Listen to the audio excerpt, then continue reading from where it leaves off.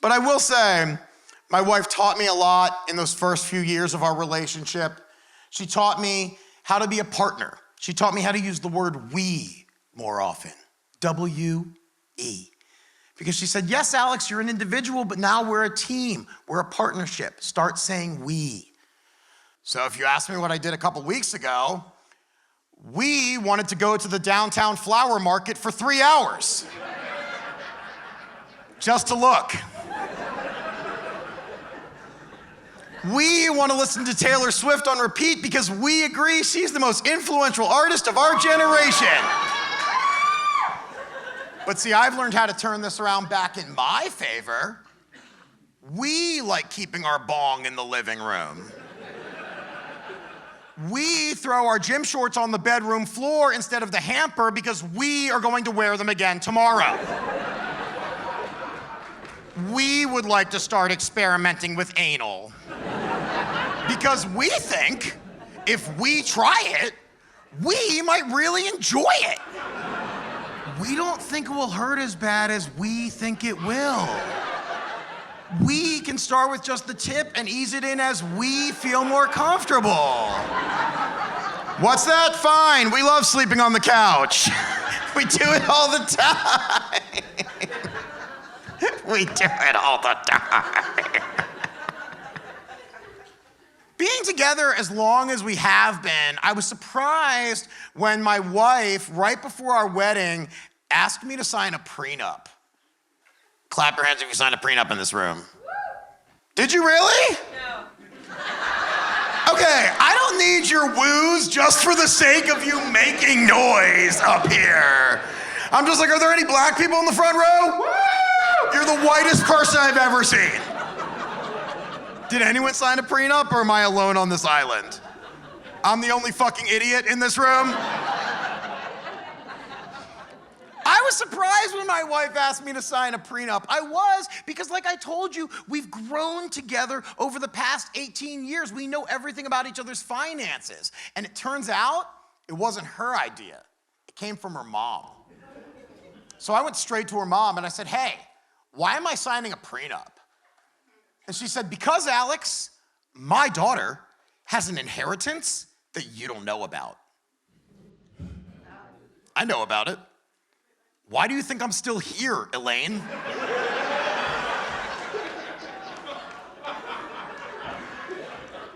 My wife told me to add up everything I own, my bank accounts, my belongings. I hate bureaucracy. I'm not doing it. If you stuck around this long for a few $1,000s and half of a Hyundai Elantra, take it. The windows in the rear don't roll back up. There might be some dead lizards in the trunk. What I didn't realize by skipping this crucial step was that I would have to go to a public notary and sign a document that said, AlexHooper, total assets, 0. Total worth, 0. I signed a government document declaring that I'm a worthless person. And as I scribbled my name on this piece of paper, I looked over at my future wife and all I could think was, how pathetic are you? Marrying someone with no value at all, maybe I'm the one who's settling. I was scared to ask my wife to marry me. I really was. Even though I knew this was my forever person, I could feel the energy. We even knew how long we'd been together, unlike down here. But I was scared. So 1 month before our actual wedding day, I sat my wife down to have an honest conversation.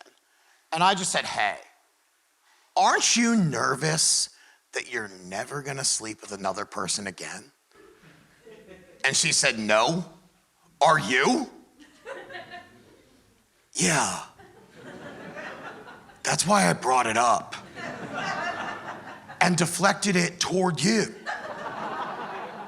And she said, I guess I just don't think about other guys like that anymore. I was like, I'm sorry, hard stop. You wake up next to me every morning, a man who looks like a bouncer at a recycling center. You open your eyes, see me, and just think, yep, that's everything I'll ever desire. I didn't believe her. So trying to be sly and catch her in her own lie, I said, okay, what about when we're having sex and you close your eyes? What are you doing then?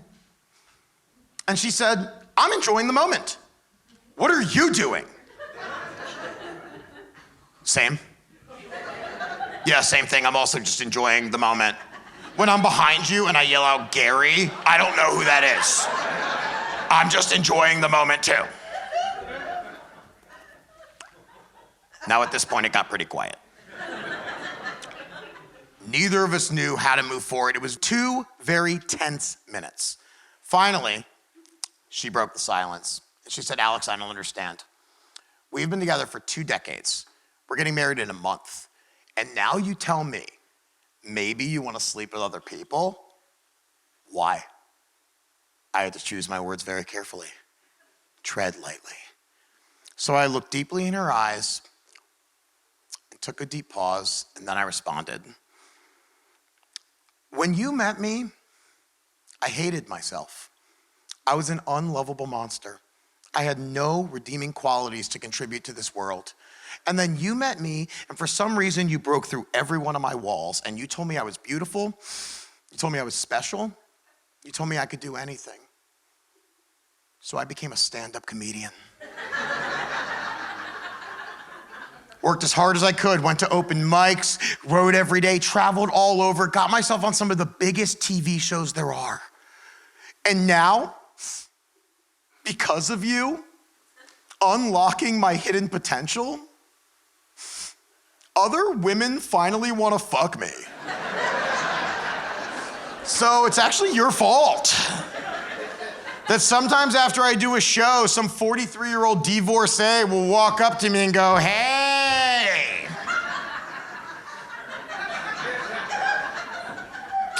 I like your vibe.